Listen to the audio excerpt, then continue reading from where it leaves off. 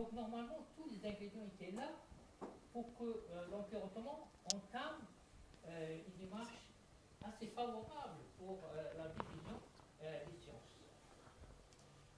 Donc, qui permettait, comme je vous ai déjà dit, sont des ingrédients qui devaient permettre l'épanouissement scientifique et les savoirs dans l'ensemble de l'Empire ottoman. Donc, je commence à citer la recherche de Gibbon, très connue, qui est à la tête de cette vision sur le retard des Ottomans dans le domaine des sciences. Il disait, pour résumer son idée, il disait que les Ottomans ont resté fidèles à leur tradition, qui consistait à leur vie rurale et des bergers à l'époque des steppes au XIe et XIIe. Il a dit, donc, le sultan ottoman à Istanbul, que ce soit Mohammed le Conquérant ou Suleiman le Magnifique, il est resté fidèle à cette vision. Donc, le sultan était le berger de l'époque seljoukite et bien avant l'époque seljoukite.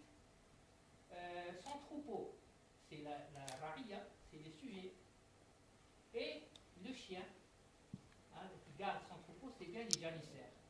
Donc, cette vision, pour lui, est restée ancrée dans la culture du pouvoir ottoman qui a suivi, qui explique quelque part la négligence du savoir et la transmission des savoirs à travers d'autres foyers de sciences, que ce soit en Europe ou bien avant l'époque ottomane. Donc, ils sont restés fidèles, comme je vous ai dit, à cette théorie. Donc, pour lui, ces sciences, la manipulation était loin d'être un des héritages de l'Empire ottoman. Donc la question qui se pose, nous savons que les Ottomans, dans leur mouvement d'expansion vers l'Europe, vers l'Asie, il y avait ce qu'on appelle le cumul de l'héritage gréco-romain, qui est passé aussi à travers le biais des écoles et du savoir de l'école arabo-musulmane, spécialement à l'époque de l'âge d'or, comme on dit abbasside. Donc, quelle est la place, quel est le rôle des Ottomans dans la transmission de cet héritage? Qu'est-ce qu'ils ont fait? La majorité, pour résumer, que ce soit les chercheurs ou les historiens du Proche-Orient, plus particulièrement, ils considèrent l'Empire ottoman comme une échappe de plomb qui posait sur l'ensemble des territoires arabes et qui a négligé et qui a quelque part fait un obstacle à toute transmission de savoir et la continuité de savoir arabo-musulman et gréco-romain par la suite. Donc, la problématique, elle est double, quelque part. La première, si l'Empire ottoman a vécu en pleine période de la Renaissance européenne qui a permis aux nations européennes de sortir de ce qu'on appelle le Moyen-Âge et rentrer dans l'âge des découvertes, de l'expansion scientifique, les sciences rationnelles, en chimie, l'astronomie, etc. Donc, primo, cet milieu occidental, quelle était la position des Ottomans vis-à-vis de cet héritage occidental? Et la deuxième position, quel était aussi le statut, le regard et la perception des Ottomans vis-à-vis de l'héritage scientifique et culturel de l'époque islamique, abbasside ou amaouite. Donc c'est ça qui fait que la majorité des historiens, je dirais bien, du Moyen-Orient, pensent que les Ottomans sont responsables de la rupture, je dis bien de la rupture entre les références civilisationnelles en termes de sciences et culture précédentes et la continuité. Donc il n'y avait pas de continuité. Donc pour eux, c'est vraiment ce que quelques historiens d'Égypte ou d'Irak disaient, c'est des siècles de ténèbres. Donc on n'avait pas réellement de culture. Je vais aussi ouvrir le sur un autre aspect. Donc je vais laisser le livre, le cahier, c'est mieux. Premièrement, je pense qu'il faut aussi parler sur le statut du savoir et du alim, ou du savoir, on va dire comme ça, à l'époque ottomane ou à l'époque islamique de l'époque ottomane. Quel était, pour la société et pour le pouvoir, le statut du savant ou de alim? Est-ce que celui qui maîtrisait l'astronomie, la chimie, était considéré comme un savant, ou plutôt celui qui maîtrisait, on va dire comme ça, les sciences dites traditionnelles, classiques, c'est-à-dire la théologie, fiqh, hadith, shi'r. Donc vous savez, je prends un exemple, même dans la société maghrébine à l'époque, le savant, le alim, c'était plutôt considéré celui qui appartenait à cette madrasa, qui faisait partie de ces sciences dites l'ulum al-naqliya. Donc c'est ça. D'ailleurs, pour expliquer ce phénomène, je dirais même des Algériens, c'est important de parler de l'Algérie à l'époque ottomane, on avait plein de waqf, de bienfaisance,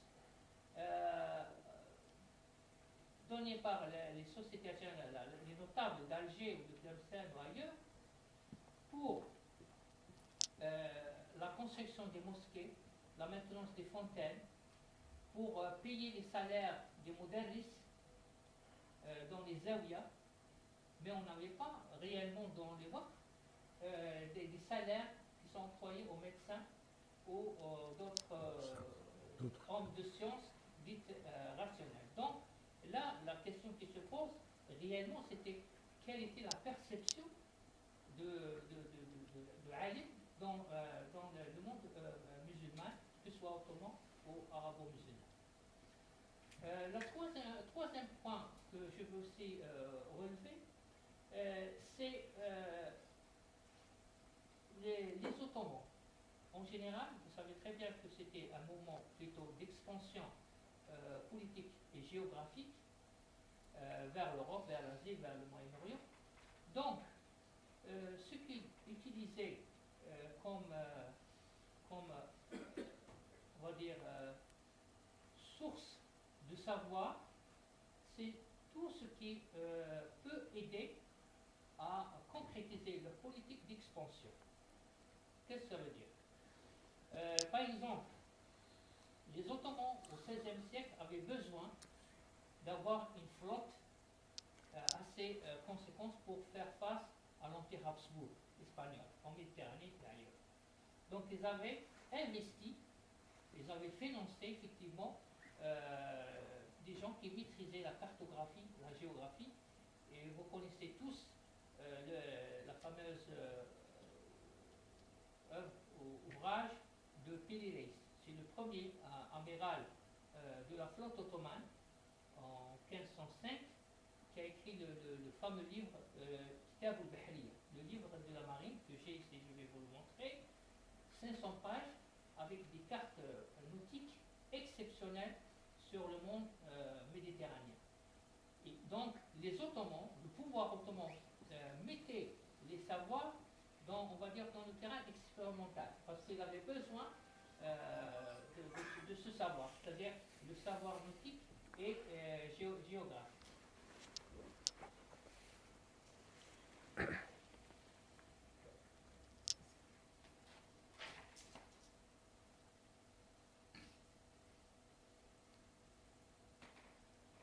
D'autres points pour expliquer toujours le regard et la perception des Ottomans vis-à-vis des sciences, spécialement rationnelles. Il semblerait que le complexe de supériorité chez les Ottomans à la suite de leur succès militaire au XVe et XVIe siècle, succès qui ont entretenu d'une part l'expansion du pouvoir du sultan et l'expansion du territoire. D'autre part, l'acquisition de richesses considérables, donc la conviction que le régime ottoman est le meilleur puisqu'il est victorieux et que l'expansion est la volonté de Dieu. Comment expliquer ce sujet?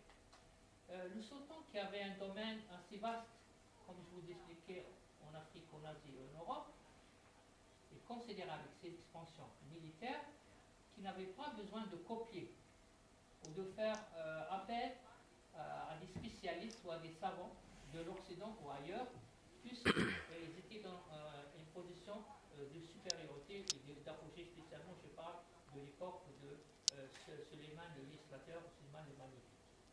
D'ailleurs, ce qui explique quelque part pourquoi les pays occidentaux ont désigné des ambassadeurs et des consuls dans le territoire ottoman depuis le XVIe siècle. Alors que l'Empire ottoman n'a commencé à envoyer ses ambassadeurs permanents qu'au XVIIIe, la fin du XVIIIe siècle. Pourquoi cela, normalement, ça peut expliquer par deux raisons. La première, la perception des Ottomans ou de l'être ottoman vis-à-vis du monde. Comment ils partageaient, comment ils voyaient l'Ottoman ou l'être algérien de l'époque, le monde. Pour lui, le monde est divisé, comme vous le savez, en deux espaces. L'espace de Dar el-Harb et l'espace de Dar el-Islam. Donc, vivre dans Dar el-Islam est illicite pour tous les musulmans, même pour Al-Dima. Par contre, un musulman pensait à vivre et à installer définitivement en Espagne ou en Europe, c'était illicite. Les fatwas de l'époque étaient tacites, catégoriques, donc c'était interdit de s'installer ailleurs. D'ailleurs, quand on a affaire à signer un traité de paix avec la France ou avec l'Angleterre, on envoyait des émissaires pour une durée de 1 à 3 mois. Et on a assez de chroniques des ambassadeurs ottomans à Paris, à Londres, ce qu'on appelle le Sefarat Namelali. Sefarat Namelali, ça veut dire le rapport de ma mission diplomatique à telle cour européenne. Donc il explique comment ils ont traité les relations, etc. Et il revient à Istanbul. Donc il ne reste pas, comme je vous expliquais, c'est qu'à l'époque de Selim III, l'époque des Tanzimat, on le connaît, que l'Empire ottoman a commencé à être conscient que c'est un retard accumulé qui était réellement très néfaste pour la survie de l'Empire, qui a commencé dès le XVIIe siècle à perdre le territoire et les batailles contre les armées européennes. Donc il y a quelque chose qui fait faute, donc il fallait absolument corriger ce tir. Qu'est-ce qu'il fallait? Donc dès le XVIIIe siècle, on commence à envoyer des premiers ambassadeurs européens qui vont informer les Ottomans sur les inventions, sur les nouvelles méthodes de guerre qui sont employées en Europe. D'ailleurs, suite à ça, comme vous le saviez, dans l'histoire, il y a plusieurs experts, ingénieurs, maîtres canonniers, des ingénieurs navals qui sont invités par les sultans ottomans pour renouveler justement la machine de guerre ottomane qui était vétuste au XVIIIe siècle.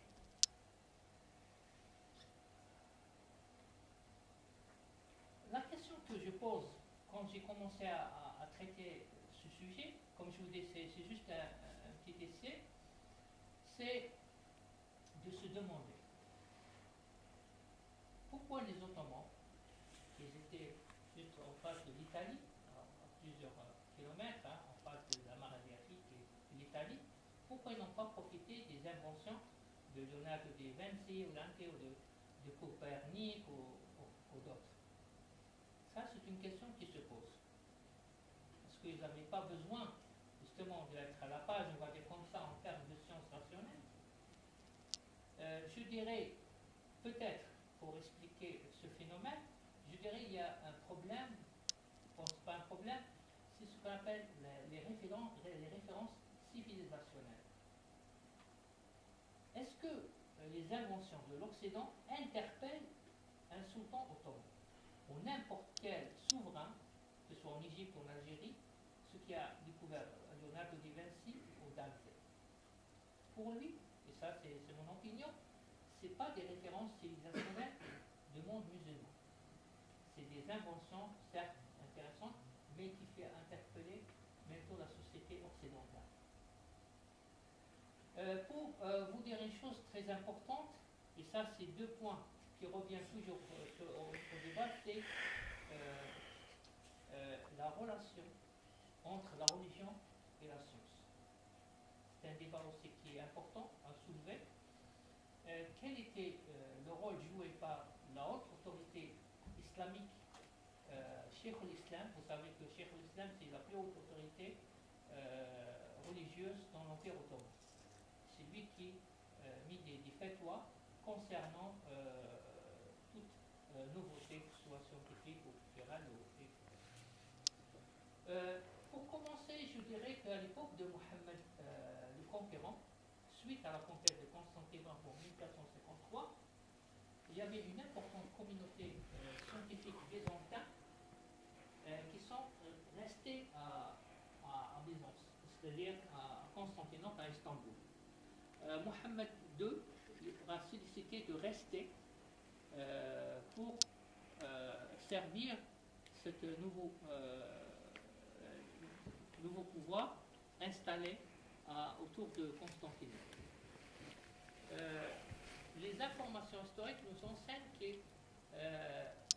des plus remarquables ouvrages de Mohammed le Conquérant, c'était la construction de l'observatoire astrologique conçu par Ali Bey et qu'on a utilisé justement cet observatoire, et même une fonction a été créée à l'époque, ce qu'on appelle la fonction de Munajjim. Ce Munajjim, le Munajjim, c'est quelqu'un qui va avoir l'astrologie, on va dire comme ça, pour prédire quel jour, quelle année était nécessaire ou licite de faire le combat contre les Perses ou contre l'Empire hongrois. Et même on a mis un grade au-dessous, on a même établi la fonction de Munajjim Bashi, le chef des astros. Pourquoi? Parce que dans le monde arabo-musulman, on avait besoin quelque part de savoir, du point de vue religieux,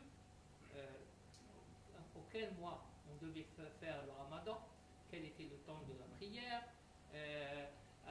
les naissances des princes. Donc pour tout ça, il fallait créer justement ce poste de Munajjim qui devait dire au sultan, voilà, ça c'est Borj Hout avec la trêve, donc c'est propice pour faire l'expédition. Je vais vous dire une chose, grâce à Ulubey, qui a prédit, selon les observatoires des étoiles et tout ça, que Bayazid II, le successeur, va emporter une victoire écrasante contre l'armée de Perse, Shah Ismail. Et effectivement, la prédiction de ce Munajjim Bashi a été réalisée sur terrain. Donc on voyait que ces sciences permettaient quelque part la victoire. Cependant, juste 2 ans après, il y a une peste qui s'installe autour de Constantinople. Une grande partie des notables d'Istanbul, et parmi eux le grand vizir, Ahmet Ibrahim Pacha, meurt. Et on considérait que ce observatoire qui fonctionne à l'époque de Mohammed II était le responsable de rentrer de au-delà, les sciences de au-delà, qui est le domaine de Dieu. Donc il fallait le détruire. Et en effet, en 1580, on a taillé en pierre cet observatoire. Il n'y a plus d'observatoire d'Istanbul en 1580. Pourquoi? C'est la même attitude, la même position parce qu'il y a un grand thème aussi que j'aimerais bien ouvrir le débat autour de ça, c'est le thème de l'invention de l'imprimerie. Vous savez très bien, en 1453, Gutenberg va découvrir l'imprimante, donc qui a permis la diffusion de la culture, donc le livre devient moins cher, et donc toute la classe, on va dire, diffusion de la culture autour de grandes parties de la société européenne, quelle était la position du pouvoir ottoman vis-à-vis de cette invention de l'imprimerie? Pour vous dire une chose, au XVIe siècle, l'imprimerie est entrée officiellement dans l'Empire ottoman. Mais celui qui a commencé à imprimer les livres, c'est les Arméniens et les Juifs. Donc on a laissé imprimer les livres uniquement pour Al-Zimma, ce que j'ai dit pour les autres groupes. Les musulmans, il y avait la fameuse fatwa de Abu Saoud, la fameuse fatwa de Surat Kullu bid'atin dalala wa kullu dalalatin fin-nar. Donc il disait que cette imprimerie, c'est une invention des infidèles qui est entrée dans le territoire de l'islam. Donc c'est interdit, c'est illicite pour laisser utiliser cette imprimerie dans l'espace et par les musulmans. Pourquoi? En donnant l'explication que si on va imprimer le livre sacré, le Coran, avec cette imprimée, on va modifier le texte et le contenu. Donc il est illicite d'utiliser cette imprimée. Et croyez-moi, il fallait attendre jusqu'à 1710 pour qu'un Ibrahim Mutafarriqa, c'est le fameux Ibrahim Mutafarriqa, c'est un vizir d'origine hongroise qui va devenir musulman, et c'est lui qui va inciter le sultan Salim III de lui dire voilà, l'imprimerie elle est importante, spécialement pour pouvoir transmettre le savoir des occidentaux, spécialement dans le domaine militaire et les réformes de l'Empire ottoman.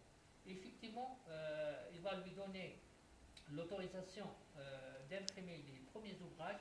On va imprimer 27 ouvrages. 27 ouvrages. La majorité de ces ouvrages sont des domaines stricto sur l'armée et la technologie de la fonderie de canons, etc. Malheureusement, cette imprimerie, encore une fois, elle est stoppée. Le sultan Ahmed III, il est exécuté, et son grand vizir Damat Bacha, avec le fatwa de Cheikh l'Islam, aussi écarté. Il fallait attendre 16 ans après pour que l'imprimerie, encore une fois, ressurgit. On peut commencer à l'utiliser dans l'espace ottoman par les musulmans. Donc, un autre thème aussi qui va nous peut-être inciter à ouvrir le débat, le rapport qui existait entre les Ottomans et les protestants. Vous savez très bien qu'au XVIe siècle, il y a ce qu'on appelle les guerres religieuses qui s'éclatent en Europe.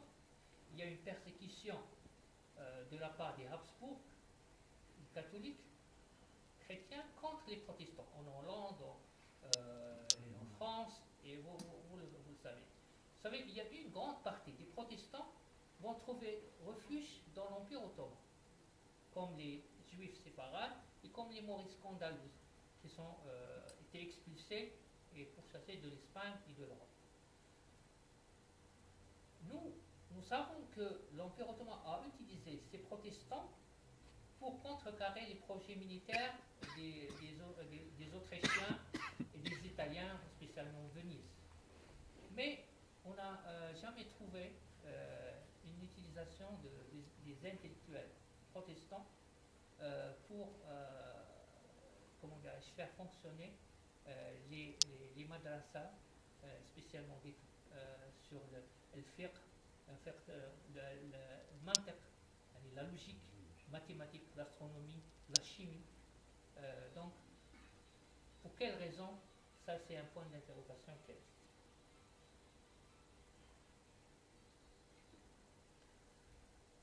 Troisième point aussi important, c'est toujours l'élément de financement. Est-ce que réellement le pouvoir ottoman, et que ce soit en Algérie ou ailleurs, finançait les sciences?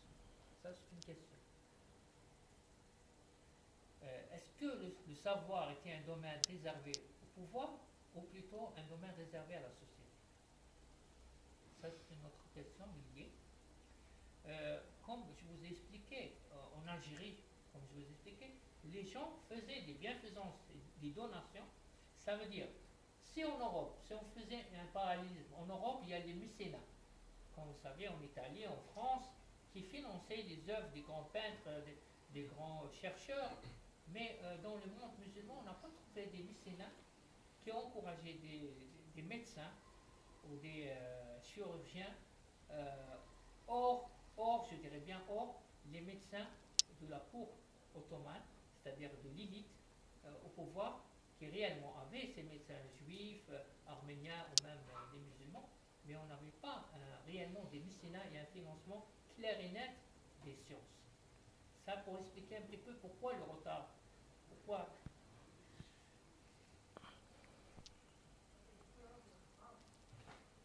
l'autre point aussi que je voulais inciter pour le débat, c'est le rôle de la traduction. Vous savez très bien que l'héritage gréco-romain est passé à la société abbasside, soit aussi en Andalousie, grâce au mouvement de traduction. Dar al-Hikmah, et je cite Tolède, l'école des trois langues, etc., etc. Quel était le rôle de la traduction dans l'Empire ottoman? Est-ce que l'Empire ottoman avait fonctionné comme ces foyers de renaissance musulmane précédente pour encourager la traduction des œuvres des sciences dites rationnelles pures et dures? À mes études et à mes connaissances, il n'y a aucune Dar al-Hikmah à l'époque ottomane. Effectivement, là, écoutez, il y a Hassan Kamal Din Oghlu, qui est le spécialiste ottomaniste qui a travaillé beaucoup sur les savoirs et la culture dans l'Empire ottoman. Selon les recensements qu'il a fait, 60%, je dirais bien 60% des ouvrages dites des œuvres scientifiques sont d'origine arabe. 5% des livres dits rationnels, des sciences pures et dures, perses. Et 3% uniquement en langue ottomane. Donc la question qui se pose, est-ce que la langue ottomane était une langue de savoir? Donc on voyait bien que, selon ces études, que les Ottomans ont utilisé des ouvrages, même de Sahraoui, des juifs médecins de l'Andalousie. On les trouve actuellement dans la fameuse bibliothèque de Suleymania, qui contient 800 000 manuscrits. On trouve une grande partie de ce patrimoine scientifique musulman encore dans cette bibliothèque, qui a été utilisée par les médecins ou les scientifiques. Mais on n'a pas trouvé réellement un mouvement de traduction à grande échelle de ces ouvrages. Donc c'est resté vraiment restreint.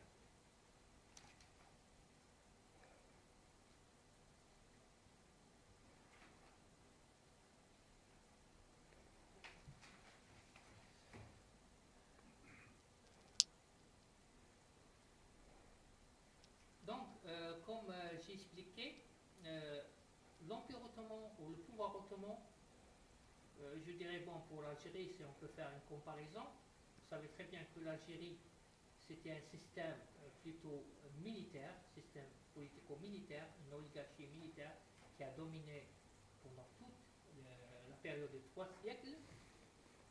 Et le fait que le régime installé en Algérie était un régime militaire qui devait faire face à l'expédition européenne successive, etc., etc.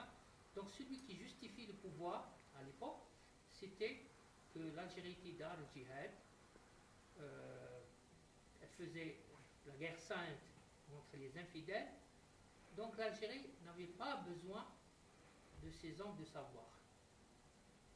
D'ailleurs, si vous lisez les chroniques de l'époque, Makarri, Abouras Nasser, etc., il y a un grand mouvement de migration des hommes de sciences algériens, spécialement de Tlemcen, qui était la capitale de l'Algérie à l'époque au Moyen Âge, et à l'époque zéanique, ils ont immigré vers Fès, vers le Maroc. Pour quelle raison? Je vous explique, parce que la nature du pouvoir en Algérie était un pouvoir militaire, donc il préférait à l'époque inviter les hommes qui maîtrisaient comment dirais-je, le poignard et le pistolet et le canon, plus que les gens qui maîtrisaient le papier et le style. Il faut dire, c'est ça qui explique pour quelle raison. Donc l'Empire ottoman, devant ce retard accumulé au XVIIIe siècle, comme je vous ai expliqué, ça commence l'époque des Tanzimat, les réformes, les grandes phases de réforme, qui n'était pas facile. Vous savez que les réformes ont commencé à l'époque de Selim III en 1781, mais le vrai, on va dire, sultan qui a commencé à appliquer réellement les réformes, c'était Sultan Mahmoud II, hein, en 1802 jusqu'à 1861. Donc ce Sultan Mahmoud II a commencé à casser un petit peu les institutions archaïques ottomanes, parmi eux la fameuse institution des janissaires. Vous savez très bien, en 1827, suite à Mawqat al-Khayriya, on va annuler définitivement et abolir définitivement l'institution des janissaires pour créer une nouvelle institution de l'armée moderne qui était, comment dirais-je, suivie par un staff de techniciens militaires européens. Même le vêtement, on a laissé, donc ce n'est plus la période classique ottomane. La deuxième réforme, comme je vous ai expliqué, c'est que l'Empire ottoman a commencé à envoyer ses ambassadeurs permanents et il a commencé aussi pour la première fois d'ouvrir la première école de l'architecture navale qui a été créée en 1784 par, entre guillemets, l'Algérien Hassan Pacha, Djizaili Hassan Pacha. Ça ne veut pas dire qu'il est algérien de naissance, parce qu'il était bey d'Oran au XVIIIe siècle.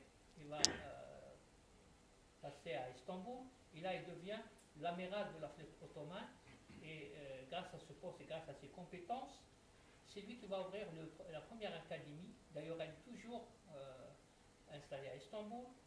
C'est le quartier général de la marine turque. Il s'appelle l'Académie militaire Djizaili Hassan Pacha. Parce que c'est celui qui a suggéré au sultan qu'il fallait absolument utiliser les sciences de la marine et nautique européenne pour fonder une nouvelle institution militaire, navale, pour faire face à l'armée russe, etc. etc. Parmi les informations qu'on a eues, des chroniques de l'époque, il y avait l'ambassadeur italien Tonelli qui a visité l'académie à l'époque. Il mentionnait, il disait que parmi le staff enseignant, j'ai trouvé l'Algérien Othman, qui maîtrisait, qui malgré son âge de 80 ans, il maîtrisait 7 langues, il connaissait à la perfection l'utilisation des instruments nautiques. Ça, c'est des informations qu'on a eues à travers cet ouvrage. Donc, pour terminer et ouvrir le débat, la question qui se pose, comme je vous expliquais, quel était le rôle des Ottomans dans la transmission de ce patrimoine scientifique islamique et garantir ou assurer la continuité. Et la deuxième chose, c'est le pourquoi, en plein essor de la Renaissance européenne, on n'a pas pu, comment dirais-je, laisser les portes ouvertes pour être à la page et non pas, comment dirais-je, se réveiller à la fin du 19e siècle, comme l'Empire ottoman a commencé à perdre ses territoires avec la conquête d'Alger, avec l'expédition de Napoléon Bonaparte, vous connaissez, contre l'Égypte, qu'il y a une conscience de que le monde arabe nous a accumulé pas mal de retard par rapport à l'Occident, mais bien sûr les jeux ont été faits, et donc le sort réservé à l'Empire ottoman et au monde arabo-musulman, vous connaissez très bien avec l'expansion et la colonisation occidentale. Je vous remercie, je vous laisse. Merci professeur. Avec ça, cette présentation. Donc, le débat est ouvert. Les questions peuvent être diverses. Hein. Donc, à vous la parole. Voilà. Merci. Je voudrais tout d'abord remercier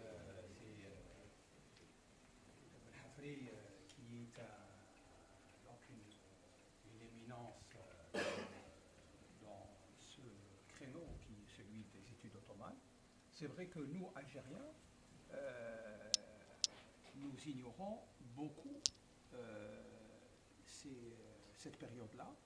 Et si à peine on sait que les Ottomans sont passés par Alger ou par l'Algérie. Ce qui est quand même anormal, parce que nous sommes soumis à un matraquage, à une information européenne ou occidentale de façon générale, qui minimise et qui marginalise un peu tout ce qui a été fait durant cette période.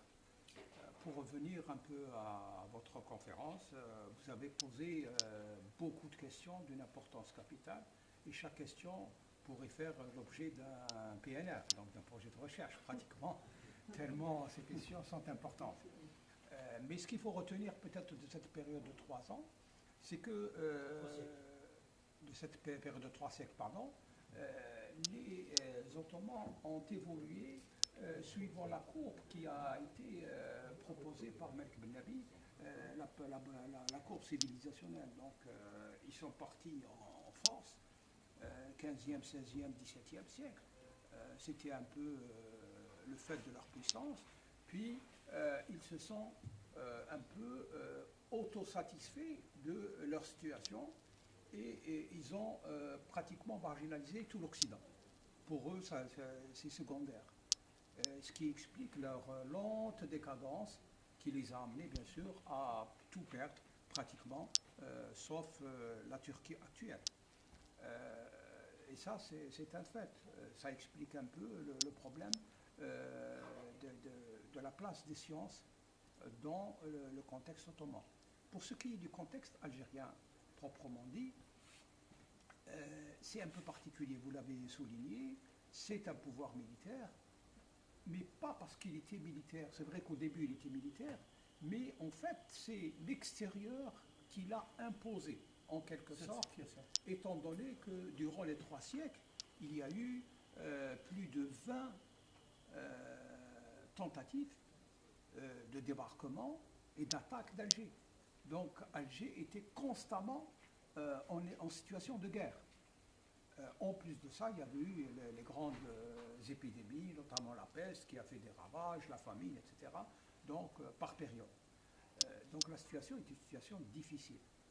Mais cela n'empêchait pas la communauté ottomane, que ce soit en Algérie, en Égypte ou en Turquie, d'être pétrie des grandes valeurs de l'islam, et vous l'avez souligné, notamment la tolérance en recevant les protestants, chose qui n'apparaît pas beaucoup dans la littérature, alors que c'était un grand geste de la part de l'Empire ottoman à l'époque.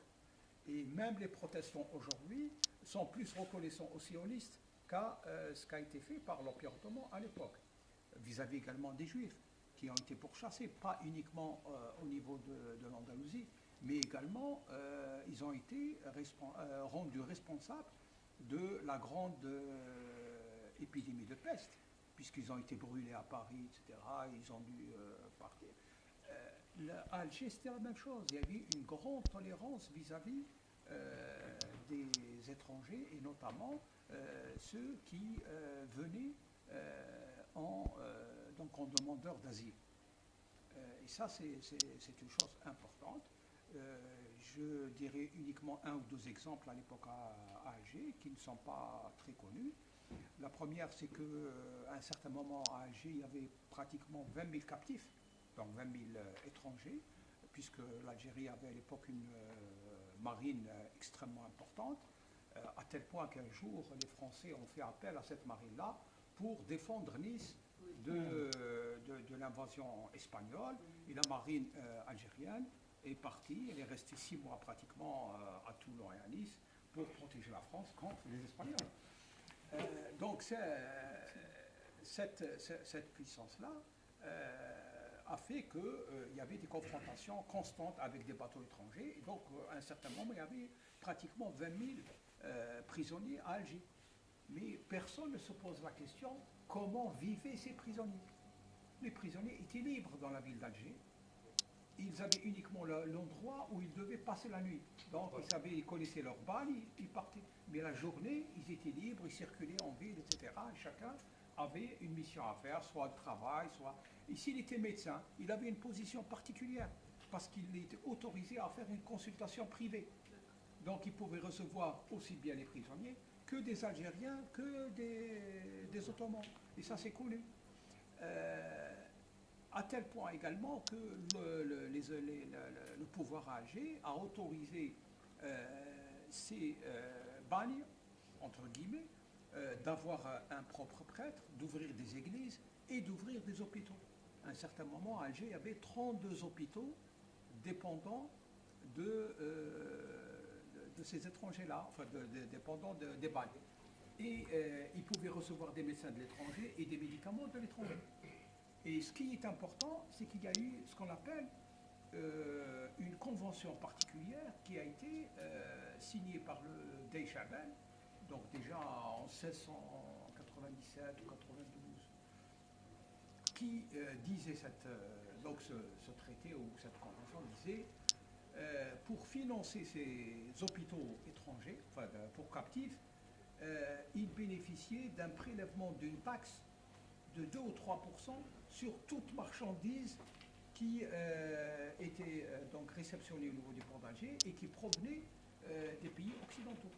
Plus que ça, ils étaient les seuls à avoir une autorisation spéciale pour pouvoir importer du vin, donc de l'alcool, ou des médicaments. Et ça, c'est un peu dans la tradition de tolérance qui existait dans l'Empire ottoman, notamment à Alger. Ce sont quelques exemples que je voulais rapidement citer, mais qui ne sont pas très connus dans la littérature, malheureusement. Merci. Merci. Si vous permettez aussi, j'aimerais bien... Bon, c'est vrai que l'élément de la tolérance vis-à-vis d'autres groupes ethniques est très connu dans l'Empire ottoman. Juste pour inciter aussi le débat, je dirais, quelle était la position, ça c'est important, quelle était la position du pouvoir vis-à-vis des hommes de science rationnels.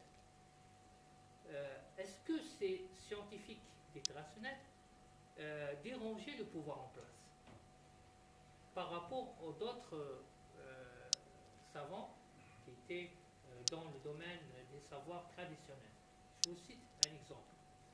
En 1610, il y a le fameux chercheur ottomaniste, Azefan, qui va faire le premier vol, je dis bien, comme Abou Abbas Abou Fernet, du Bosphore, devant le sultan Mourad III. Donc on a les photos, je vais vous montrer. C'est quelque chose d'exceptionnel. Il a montré au sultan qu'on peut voler, je dis bien en 1617. Donc, ce Azefan, suite à cette démonstration devant le sultan, a été expulsé à Alger. Azefan Hassan. Et actuellement, les chercheurs turcs que je connais cherchaient la trace de ce savant qui a fait cette démonstration scientifique devant le sultan. Pourquoi il a été expulsé? C'est ça la question qui se pose. Donc, comme je vous expliquais, il y a aussi cette part de quelle était la position, la perception du pouvoir vis-à-vis des sciences rationnelles, ça c'est primo. Et secondo, quelle était la demande de la société, que ce soit algérienne ou ottomane, vis-à-vis des sciences? Est-ce que l'Algérien de l'époque ottomane du 16e, 17e cherchait plutôt des livres qui lui aidaient à faire le pèlerinage, la prière dans les temps et tout ça, ou plutôt il cherchait des livres de sciences autres? aussi important d'expliquer le phénomène sociétal. Les mentalités, c'est important de prendre en charge dans ce sens. Il y a un point qui me gêne un peu. Vous parlez d'Algérien. Ça veut dire quoi? Parce que là, on ne pouvait pas, à cette époque-là, différencier. Hein?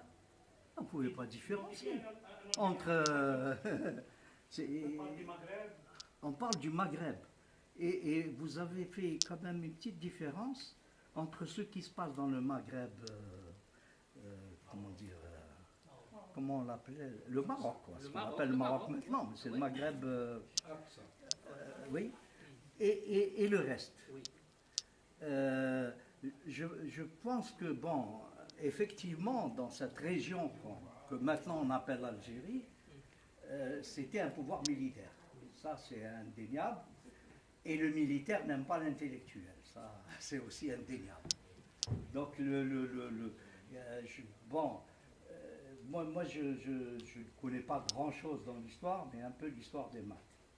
Et je sais qu'il y avait un Abu Hamza qui était né à Alger, qui faisait des maths, mais il a dû partir en Turquie. Donc ça veut dire quoi? Ça veut dire qu'ici, il n'a... Le terrain n'était pas propice. Voilà, ça veut dire qu'il n'avait pas une vie... Donc je suis un peu étonné qu'on me dise que les bagnards, eux, c'était très tolérant, ils laissaient Cervantes, par exemple, s'épanouir, etc. Alors que, comme vous dites, les gens rationnels, hein, du terroir et aussi étrangers, on essaie un peu de les faire sortir. Alors il y a comme une contradiction. Hein. Premièrement, pour répondre à la question, est-ce qu'il y a des Algériens ou pas des Algériens? Premièrement, je vais vous dire une chose. Toute la correspondance, que ce soit avec l'Empire ottoman ou avec nos voisins, que ce soit le Maroc et tout ça, on parle de l'État d'Alger. L'État d'Alger. L'État d'Alger. Ceux qui vivaient en Algérie, c'est vrai qu'il n'y avait pas de nationalisme. Il ne faut pas dire qu'il y a un nationalisme algérien pur et dur. Mais les Algériens, que ce soit d'origine berbère ou arabe, parce que c'est une société conçue à ce qu'on appelle le Ottoman phénomène. Chaque millette a ses responsables, a ses deux. Pas tribu, ça veut dire les millettes, ça veut dire les groupes ethniques. Vous savez, les Beskri, les Djidjili, etc. Mais tous ces gens-là savaient qu'il y avait un pouvoir central ottoman qui est en Algérie et que l'État, c'est l'Algérie. Même le regard, parce que comment vous allez recevoir cette identité? Par la reconnaissance aussi de l'autre. Si l'autre, vous dites que vous êtes des Algériens, on ne peut pas lui dire non, on est des Maghrébins ou d'autres. Vous savez, dans toute la correspondance officielle avec l'Empire ottoman, on parle d'Isaïl Hilaire. Donc même on dit Ayan ou Jazair. Donc il y a cette notion d'État. Ça c'est pur écriture. Hein? Donc c'est les documents d'archives qui parlent. Pour ce qui concerne les captifs, je dirais bien les captifs. C'est pas les esclaves que les écrivains occidentaux essayent de nous nous faire avaler avec force ce terme d'esclave. Il n'y a pas d'esclave. Tous les registres, écoutez-moi, tous les registres de l'État algérien à l'époque ottomane, parce que c'était une institution, comme la course, il y avait ce qu'on appelle les institutions de captivité. Vous ouvrez, il y a presque 16 registres. Chaque registre, vous allez trouver Esra el-Beylik. Beylik, donc c'est l'État. Esra, c'est les captifs. Vous avez tous les noms, qu'ils soient américains, ou italiens, ou espagnols, avec leur grade, avec le nom du corsaire algérien ou turc qui les a capturés, même un renégat, qui travaille pour l'État algérien, et combien il coûtait, et même la fonction. C'était médecin, on les mentionne, c'était un capitaine, on les mentionne. Bien sûr, l'Algérie, quel était l'intérêt pour ces captifs? C'est pour les vendre, carrément, parce que, comme en Espagne, comme ailleurs, il y avait aussi à Malte énormément de captifs musulmans, Et on faisait encore pire, on les convertit avec force au christianisme, on leur donne même des noms latins. Et allez trouver celle qui s'appelait Aïcha, elle va devenir Leonardo, avec la propriété de tel ou tel Gonzalo. Alors que les noms de tous les captifs par nationalité, je dis bien, on a un détail faramineux sur toutes les nationalités qui ont été captives en Algérie, et même la date de leur délivrance, parce qu'il y a des traités de paix, donc on fait des Qui changes. existe ici, hein, Ici, à la Bibliothèque nationale. Non, aux archives de Bekhanem, il y a 14 km d'archives en langue ottomane, sur toutes les institutions que vous voulez. Sur l'héritage, sur les WAF, sur les relations internationales, mais il faut connaître la langue pour pouvoir accéder. Donc notre mémoire historique, elle est encore à retravailler et à réécrire. Oui. Merci, professeur. J'ai une curiosité et une question. Alors, ma curiosité, c'est la période entre le 15e et on va dire avant le 15e, entre le 15e et le 18e.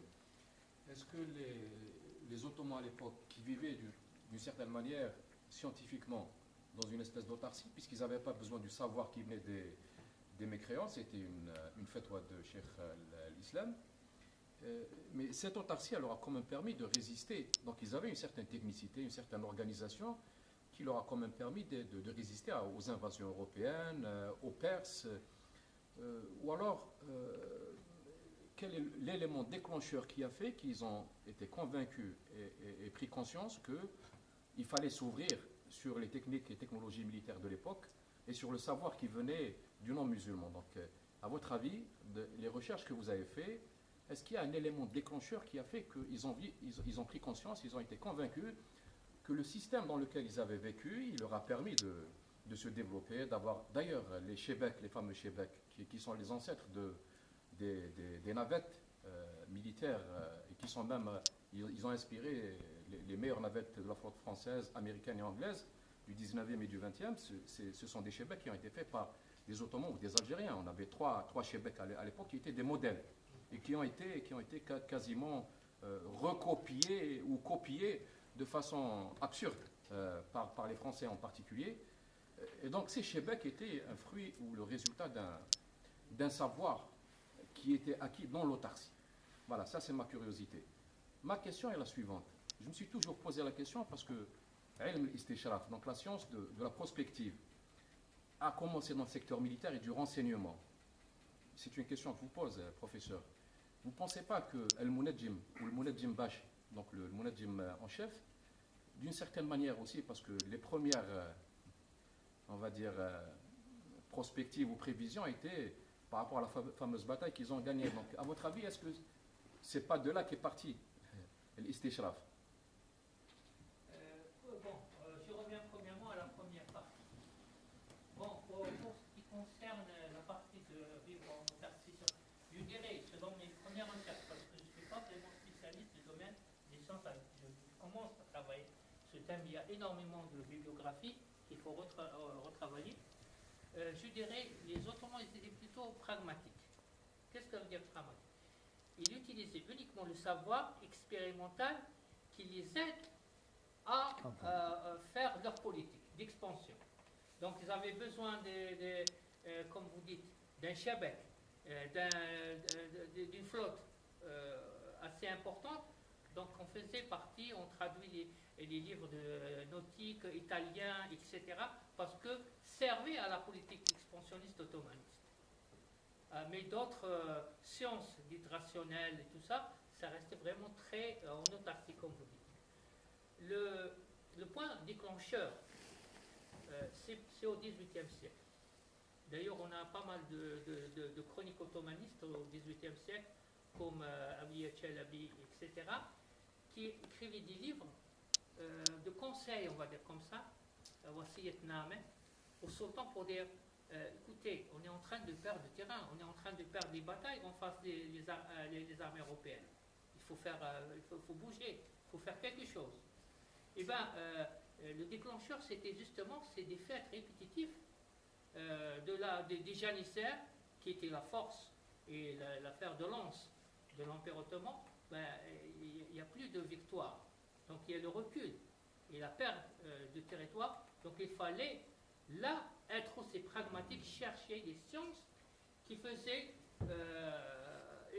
comment dirais-je, mettre la machine de guerre ottomane en service. Donc là, on a pas mal d'ouvrages manuscrits traduits de français, d'anglais, d'allemand, mais uniquement dans le domaine militaire. Comme je vous ai expliqué, le domaine de fondre des canons, sur l'utilisation de la géométrie des batailles, des forteresses. Ça, on a tout ce domaine scientifique, on a deux là. Donc, l'Empire ottoman utilisait la science rationnelle, on va dire, uniquement pour qui sert à la politique. D'accord? Mais ces sciences, bon, la médecine, comme je vous ai dit, effectivement, il y avait aussi de la médecine, il y a de la chimie. Mais, comme disait un historien ottomaniste, la chimie terminait à l'époque de Ahmed Ier, quand il a fait appel à deux chimistes, il a demandé de faire de l'or, de faire des expériments pour produire de l'or. Ils ont échoué. Donc il a dit, bon, la chimie, donc ça sert pas à aller chercher de sa côté. Donc je pense, voilà, c'est ce qui explique pourquoi. La deuxième question. Concernant le Chebek. L'Istishraf. Maintenant, sur le poste de Mounedjib, ça existait bien avant les Ottomans.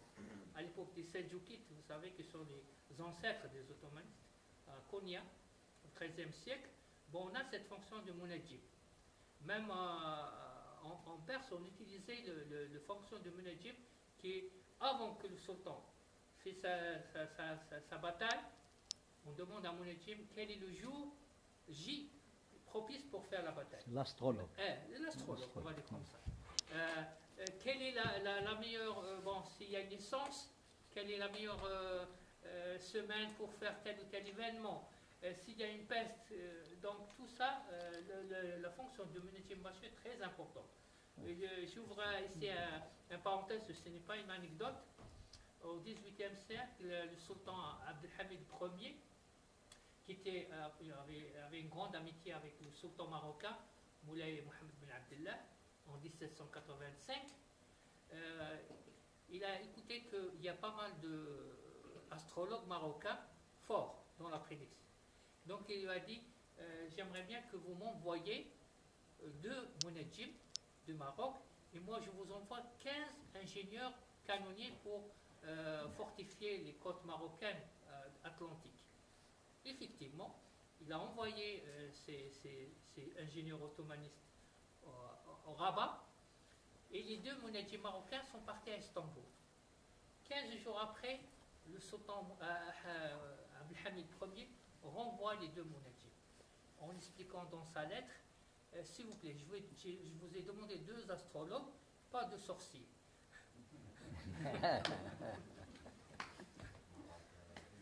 Pendant la période du XVIe et du XVIIe siècle, je voudrais savoir quel était le rapport de force en ce qui concerne les marines de la puissance ottomane par rapport à la marine française dirigée par François Ier et la marine espagnole qui était très puissante à ce moment-là, qui était dirigée par Isabelle la Catholique.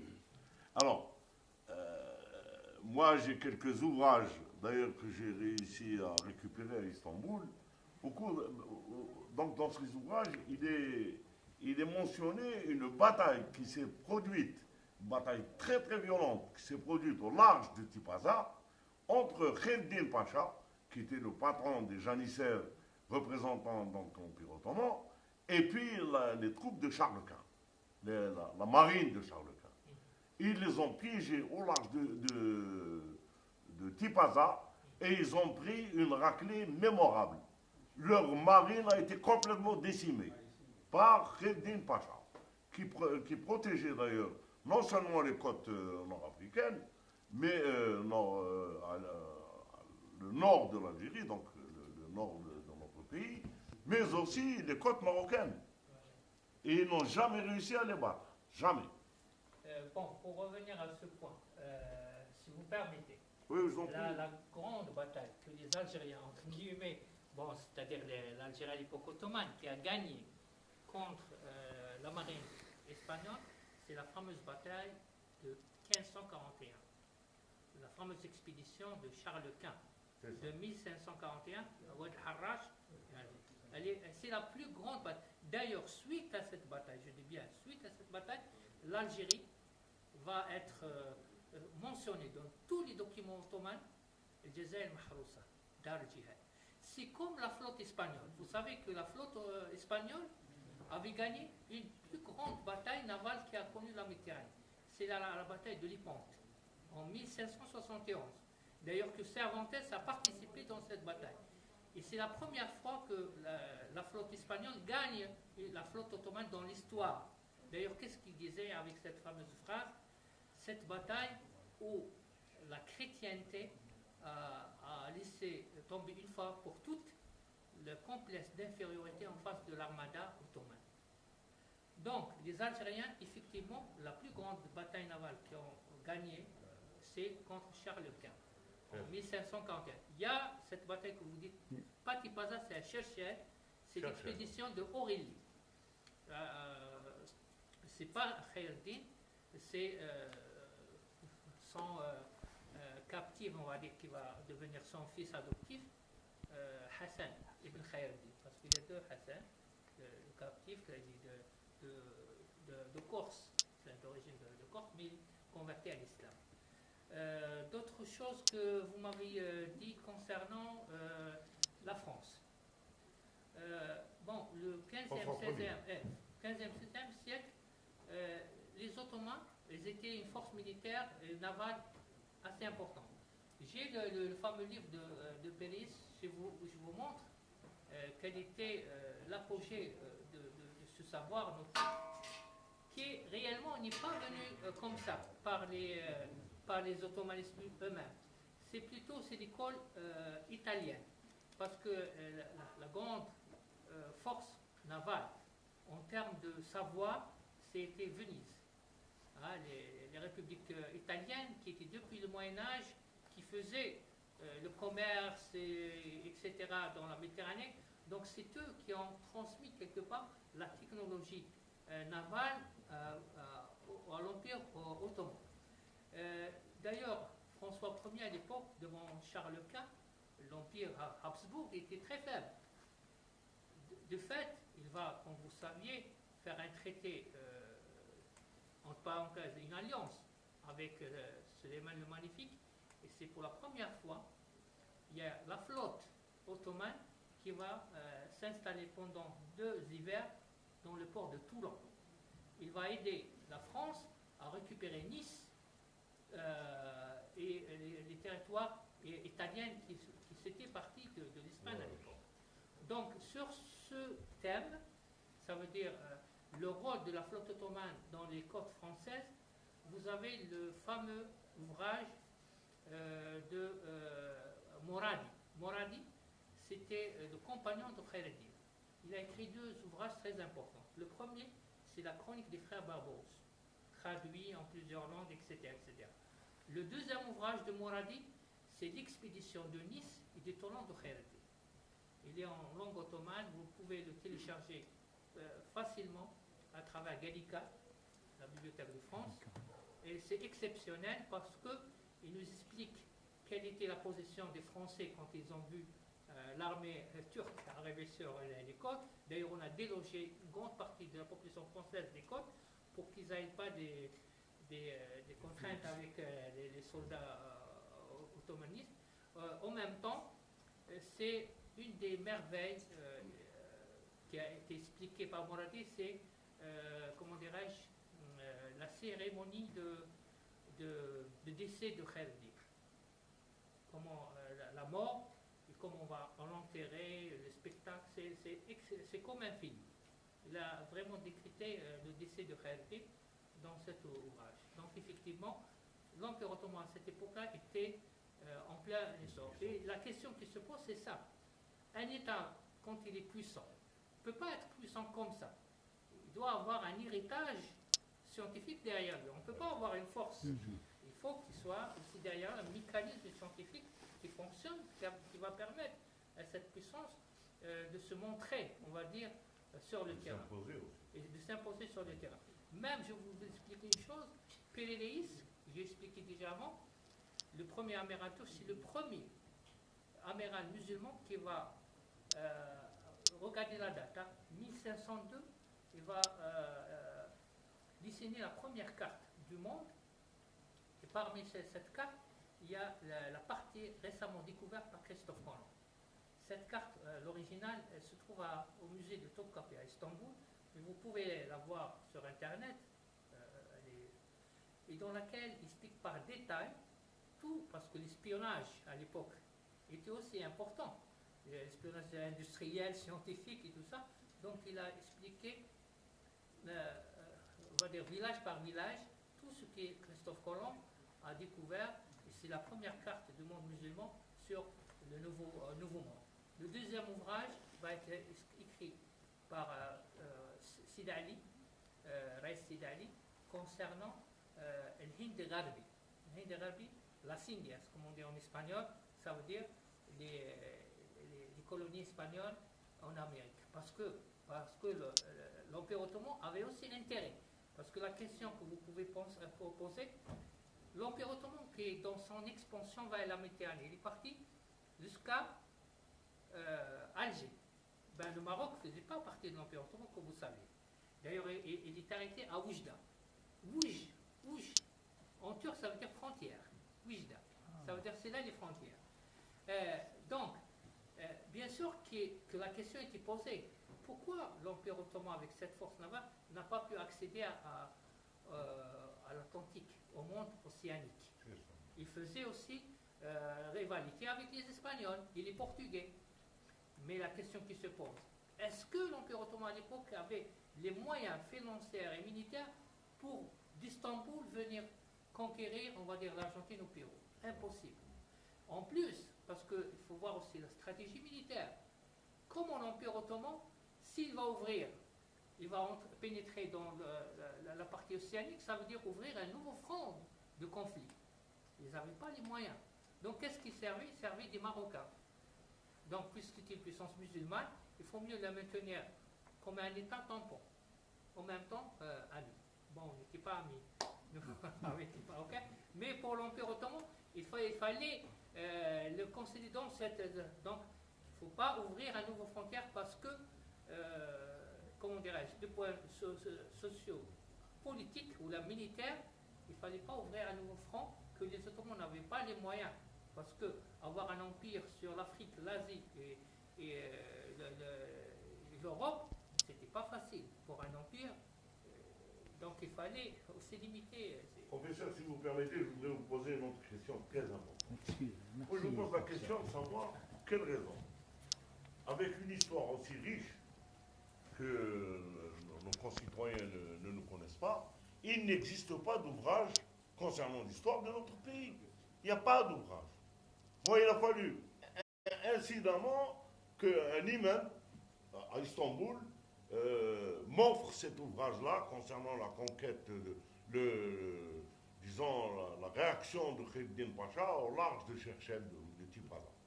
C'est un imam à Istanbul qui m'a offert ce document. Si j'avais fait un stage de 3 ans à Istanbul, en accord entre l'Algérie et la Turquie.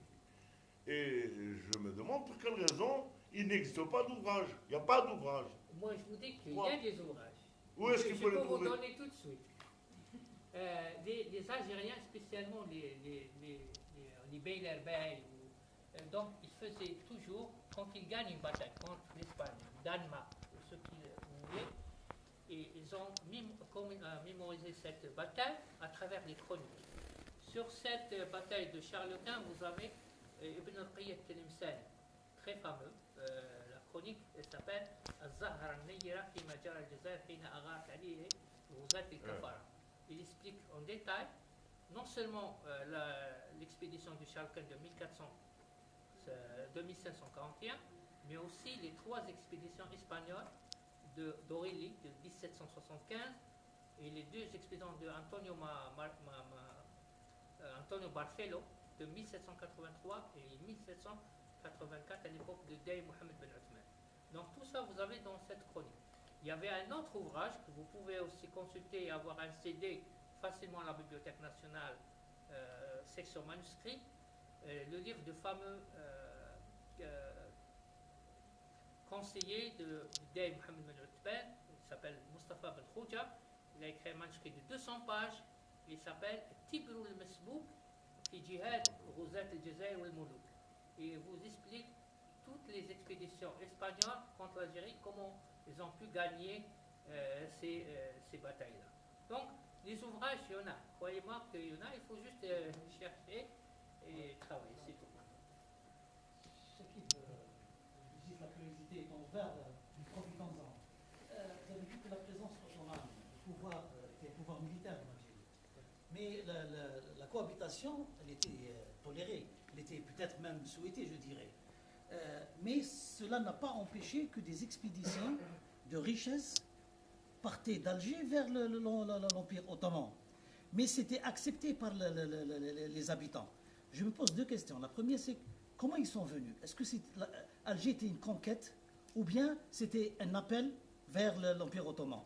Et par la suite, il n'y avait pas de visée, ni culturelle, ni sur la langue, ni rien du tout. Comment ils sont repartis aussi facilement, laissant des richesses extraordinaires? Parce qu'il imposait une taxe aux habitants.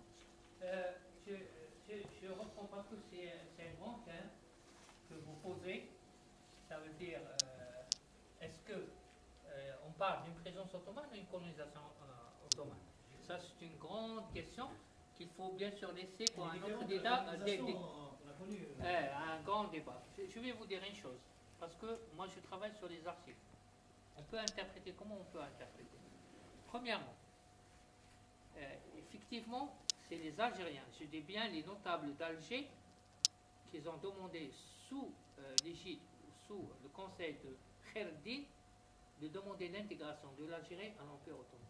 Je vous ai expliqué que l'Algérie, elle n'est pas intégrée dans l'Empire ottoman comme l'Égypte. L'Égypte, c'était vraiment une bataille militaire entre les Mamelouks et le sultan Salim qui était présent à Qahira, et c'était une force militaire qui imposait, et il y a un État qui est déçu, les Mamelouks, et les Ottomans qui rentraient en force.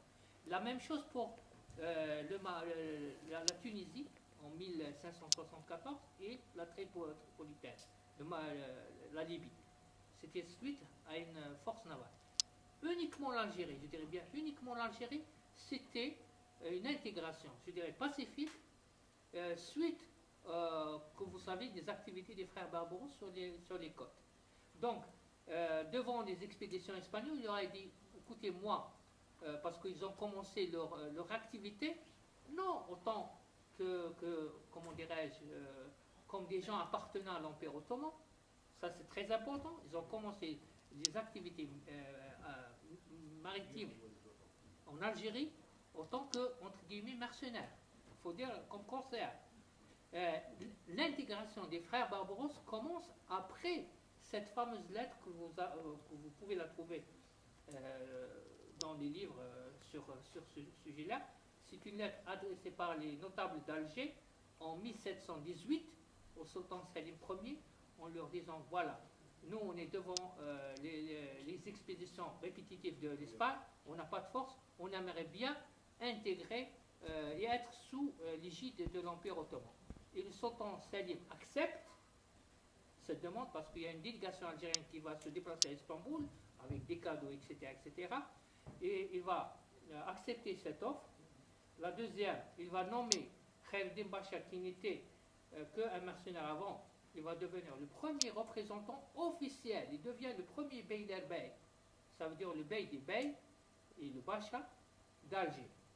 Donc, vous voyez, la façon de l'intégration de l'Algérie est complètement différente. D'ailleurs, ce qui explique par la suite pourquoi on peut dire que l'Algérie était indépendante au XVIIIe siècle. Comment? Vous savez, l'Algérie au XVIIIe siècle, les traités de paix avec toutes les puissances européennes se faisaient à El Djenina, ou pas à Istanbul. D'ailleurs, plusieurs pays européens qui étaient en guerre avec l'Empire ottoman, l'Algérie était en paix. Et ça, c'est le dilemme. Comment l'Empire ottoman, le sultan était en guerre contre l'Autriche, mais l'Algérie avait déjà fait la paix, et non, ils n'ont pas de... Parce qu'ils avaient le volet de l'extérieur complètement autonome, indépendant. D'accord? Donc ils ne faisaient pas partie de cet Empire ottoman d'une manière officielle. Je dis bien officielle. C'est vrai que le sultan, c'est le khalifa, on va prêter dans la prière de vendredi de son nom, etc., etc. Mais l'Algérie, il avait réellement une autonomie. Et même, je dirais plus que ça. Tous les lettres adressées par les rois de France ou ailleurs, quand on parlait de l'Algérie, on dit la Repubblica de Argel ou la République d'Alger. Pourquoi? Tout simplement parce qu'on n'avait pas, comme ce qu'ils faisaient à Tunis ou à Tripoli par la suite, on n'avait pas un système héréditaire, monarchique. Le Dey, quand il est mort, il ne laisse pas le pouvoir à son fils. Donc on avait réellement une oligarchie république avant la République française, je dirais. Donc on a les lettres de Philippe III ou d'Espagne, la Repubblica de Argel. Pourquoi? Il savait très bien que le Dey, quand il est mort, ou quand il est tué ou assassiné, ce n'est pas son fils qui vient, c'est un autre Dey qui va être choisi parmi la junte militaire turque. La troisième explication que je voulais vous dire aussi, revenons à la question des impôts. Écoutez, le paiement des impôts, ça se fait dans le monde entier, même aujourd'hui. On est en 2018, l'État prend des impôts de la société pour alimenter les différentes institutions. Donc, il y a cette idée que l'Algérie, ou les richesses des Algériens étaient transmises à Istanbul. Je vous dirai jamais. Vous savez, à l'époque des Bachar Triéno, dans 3 ans, qui étaient envoyés par Istanbul, suite à la fin du système des Beylerbey en 1787, le sultan voulait mettre la main mise sur l'Algérie, parce que c'était important du point de vue stratégique, dans la lutte avec les Espagnols. Donc, qu'est-ce qu'il faisait? Il nommait un Bacha d'Istanbul qui venait à Alger pour gouverner 3 ans. Et bien, les deux taïfas, les Raïs, les marins, et les janissaires qui étaient bien avant, ils n'aimaient pas ce système-là de Bacha qui venait 3 ans, effectivement, faire un petit peu une petite fortune et repartir. Et bien, après 5 ans, ben, on a décapité ce système. Le dernier Bacha qui a été renvoyé, il a été renvoyé à Istanbul et on lui a dit c'est fini. Le Bacha d'Istanbul, il ne représente plus l'autorité, c'est nous qui choisissons un Dey ou un Arabe et on va vous demander de juste teskia, une recommandation comme quoi vous le sultan, vous allez le considérer comme notre gouverneur. Et c'était comme ça jusqu'en 1830, que ce soit les Dey, etc. Donc, l'unique chose qui peut dire, donc les impôts, concernant les impôts, on a les archives, tous les tribus, combien ils payent, en temps numéraire ou en termes de biens, tout est mentionné par rapport au beylik. Vous savez que l'Algérie était départagée, on va dire le management de territoire, en 3 grands beyliks. Beylik de Constantine, beylik de Titri à Médéa et le beylik de l'ouest qui était Mazona, Maaskar, après Oran, suite à la reprise d'Oran définitivement en 1792. Donc on va dire le partage entre le pouvoir et la société était conçu dans le monde musulman à l'époque. C'est quoi? Il y avait ce qu'on appelle le makhzen, ça veut dire des tribus qui faisaient partie du pouvoir, qui aidaient le pouvoir contre quelques privilèges, et les raïa, les autres, qui étaient, on va dire, qui ne reconnaissaient pas le pouvoir d'Alger, des gens qui étaient à tout, Goto, Al-Ouras, etc. C'était une autre. Parce que là, la question qui se pose, je pose cette question, c'est savoir la perception de l'Algérien de l'époque à l'État. C'est quoi pour lui l'État?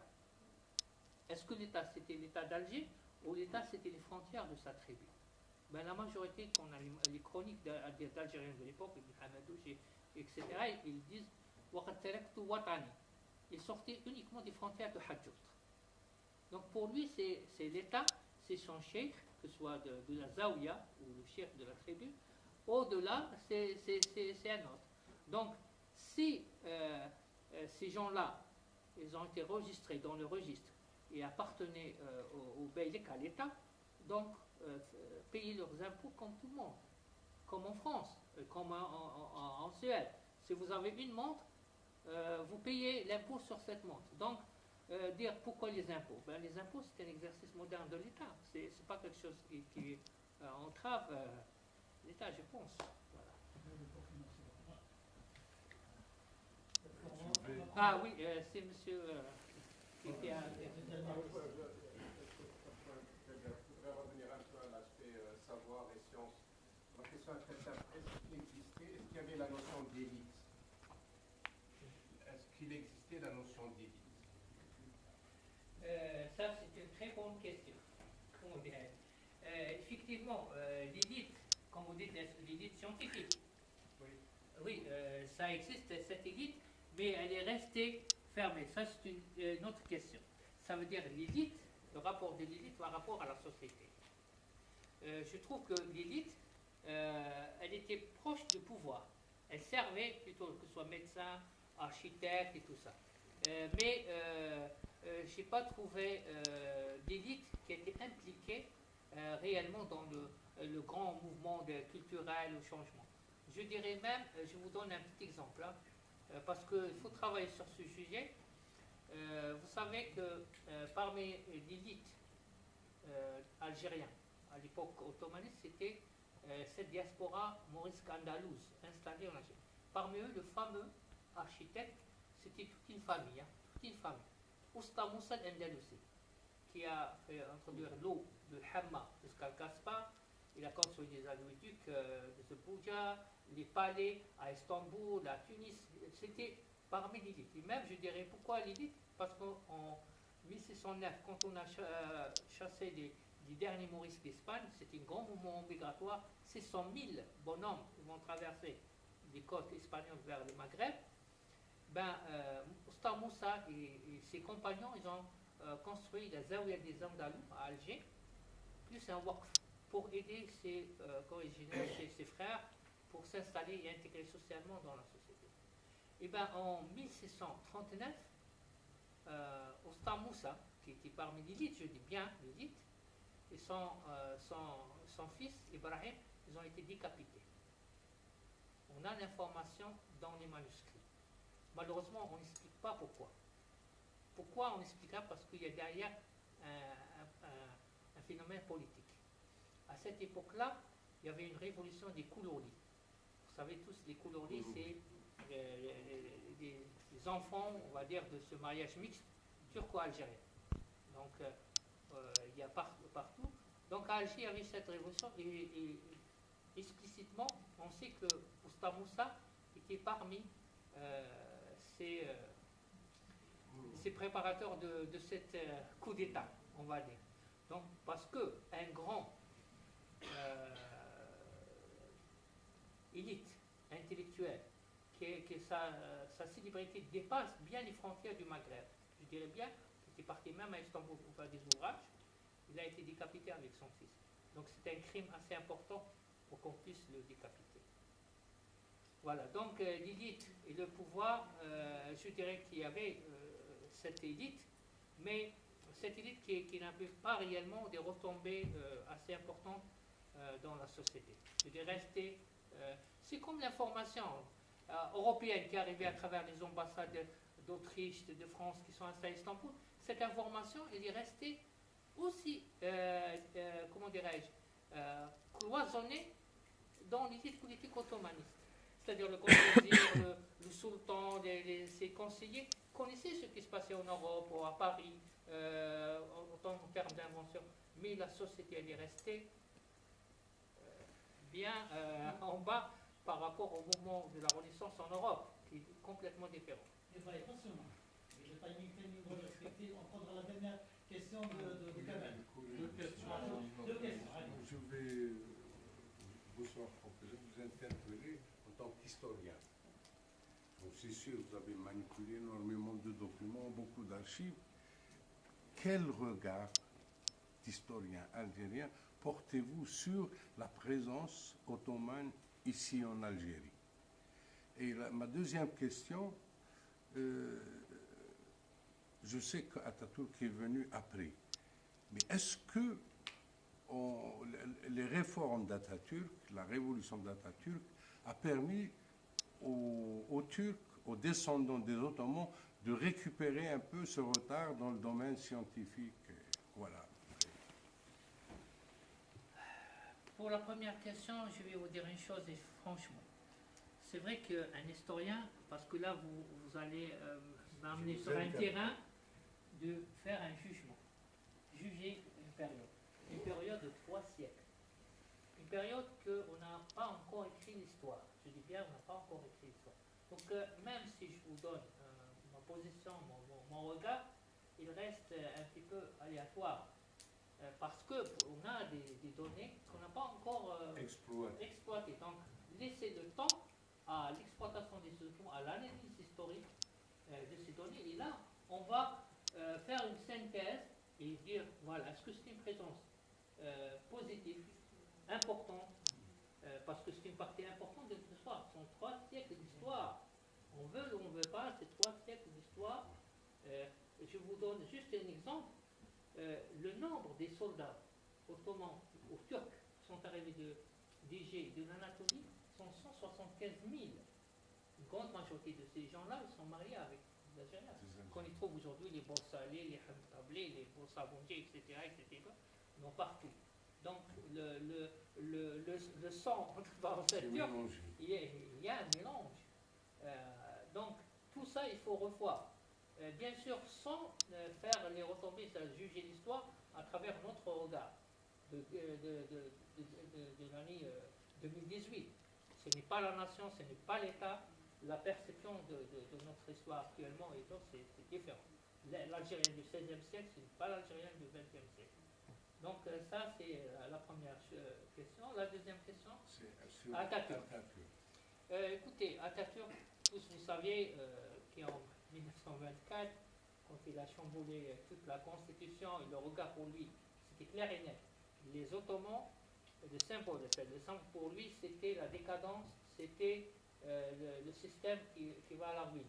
Donc il fallait pencher le regard vers l'Occident. L'avenir de la Turquie moderne, c'est le père de la Turquie moderne, c'est l'Occident. Donc ça, on le voyait. Mais est-ce que Atatürk, avec cette révolution, avait changé complètement la mentalité des Turcs anatoliens? Je doute fort. Effectivement, il y avait une rupture, je dirais peut-être Atatürk est responsable de ça. Vous savez, des millions, pour vous dire l'importance de comment il faut lire la mémoire historique de ses propres archives, de ses propres ancêtres.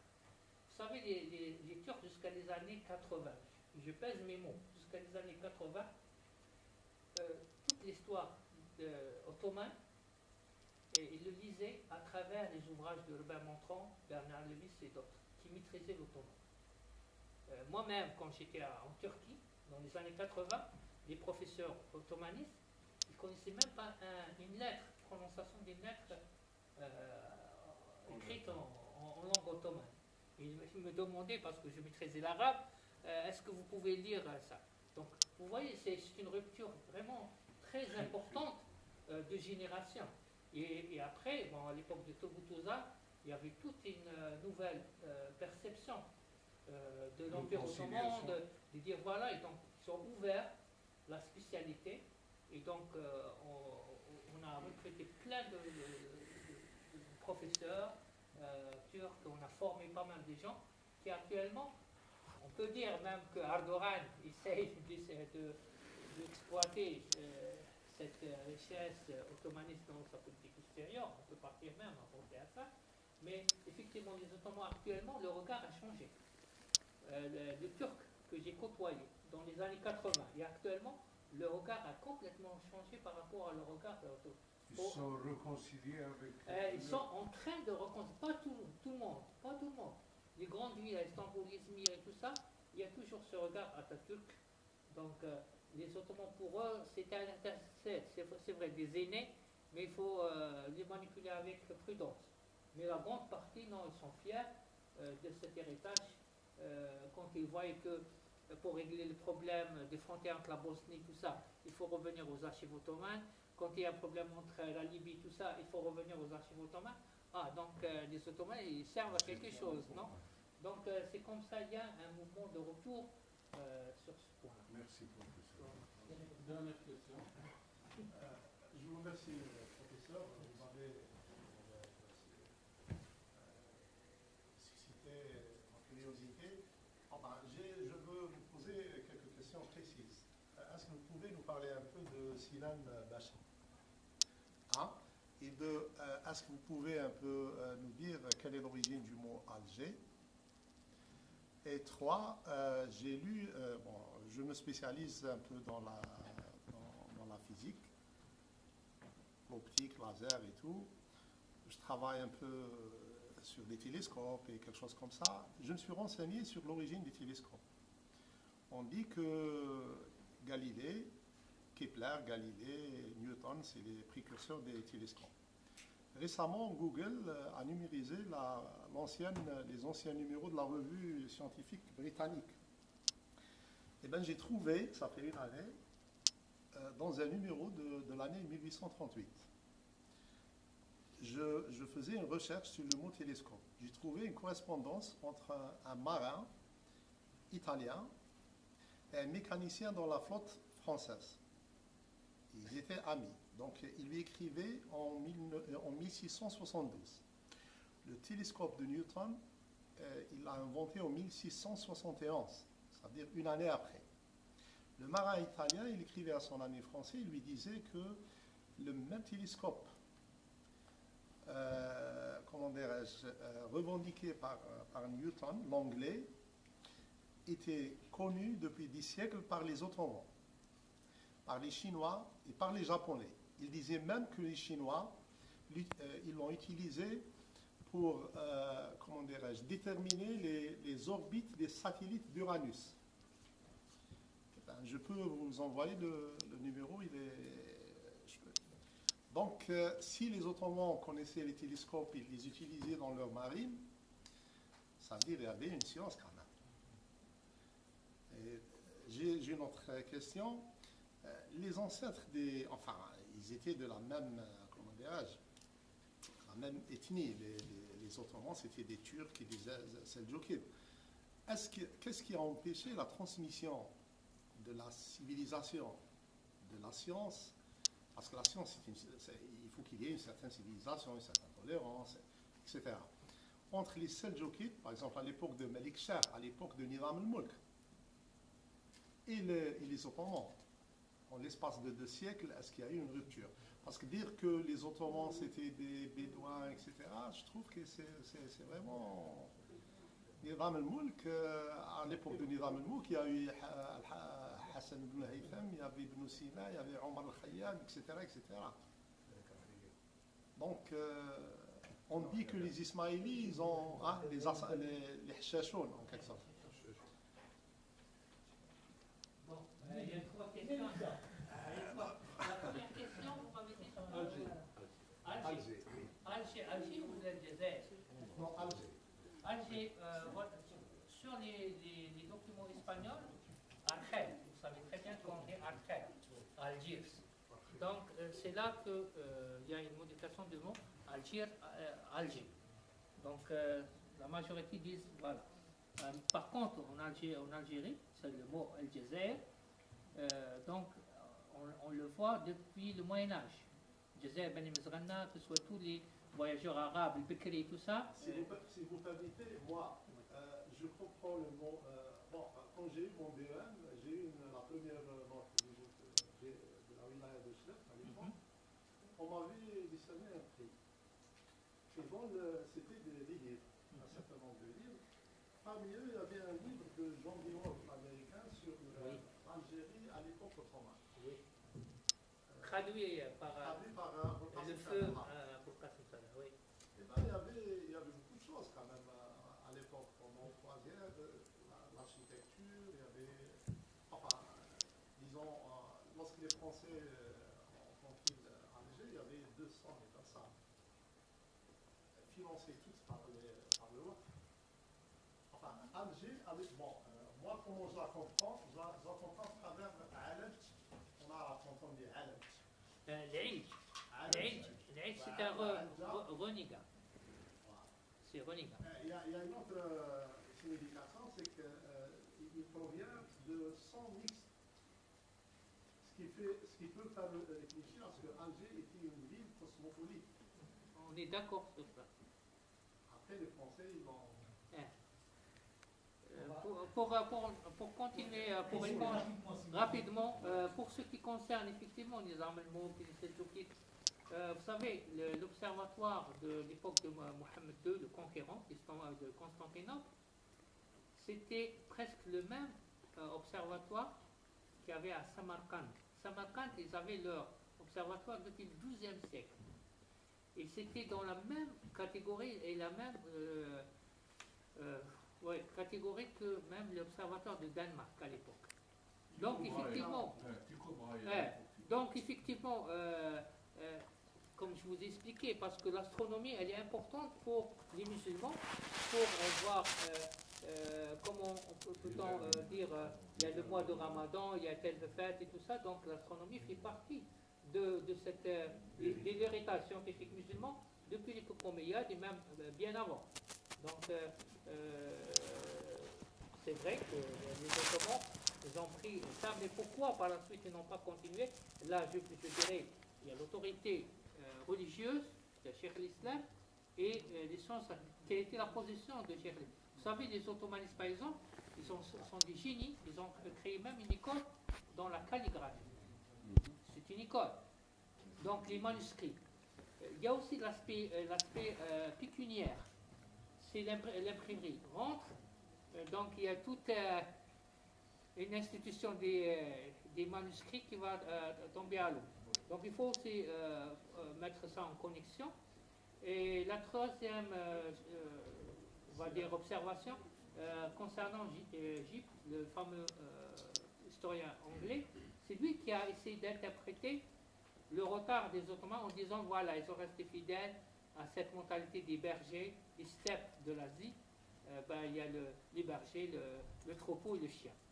C'est pas moi je vous ai juste mentionné la vision qu'avaient les Occidentaux lorsqu'ils essayent d'interpréter pourquoi le retard cumulé par les Ottomans dans le domaine des sciences. Merci. Sinan Bacha, s'il vous plaît. Sinan Bacha. Oui. Vous pouvez dire un mot sur Sinan Bacha. Ah, Sinan Bacha, c'est le fameux architecte ottomaniste.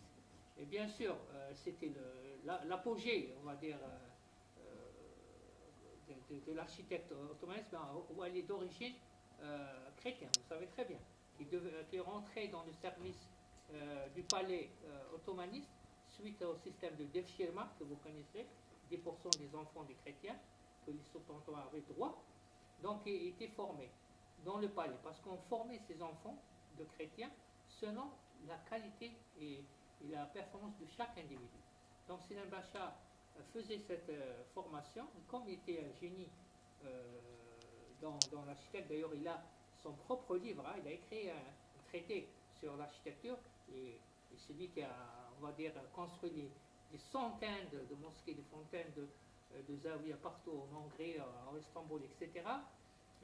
Donc, effectivement, il y a ce qu'on appelle l'architecture comme science, mais c'était pratique parce que les Ottomans trouvaient dans cet architecte la façon de construire leur mosquée. Donc, ils avaient besoin d'intellectuels capables de faire ça. Hein, je vais vous dire, c'est pas une anecdote puisque vous parlez de Sinan Bacha. Vous savez, la fameuse mosquée de Suleiman le Magnifique est resté 11 ans pour construire cette mosquée. Parce que le terrain, la morphologie du terrain était un petit peu accidentée. Les rivales de Sinan Bacha, ils sont partis à dire à Sultan Suleiman le Magnifique, écoutez, Monsieur Sinan, au lieu de continuer la construction de votre mosquée, il est avec la chicha, en train de fumer la chicha dans votre mosquée, qui n'est pas encore terminée. C'est vrai ça? Oui, vous pouvez le constater par vous-même. Il est rentré, il a trouvé Sinan Bacha dans un coin en train de fumer la chicha. Il a dit, qu'est-ce que vous faites là depuis 7 ans, je finance et tout ça? Ben, il a dit, effectivement, je fume la chicha, mais uniquement pour voir l'acoustique. Comme on la voit, tout est bien. Professeur, Merci. merci beaucoup de cette organisée demain après-demain à la FAPEX. Et on se donne rendez-vous dimanche avec le professeur Grimes qui va nous parler sur l'économie bleue. Donc rendez-vous pris jeudi, vendredi, dimanche. N'oubliez pas. Dimanche lundi. Le week-end, on délocalise à la FAPEX. Merci de votre présence.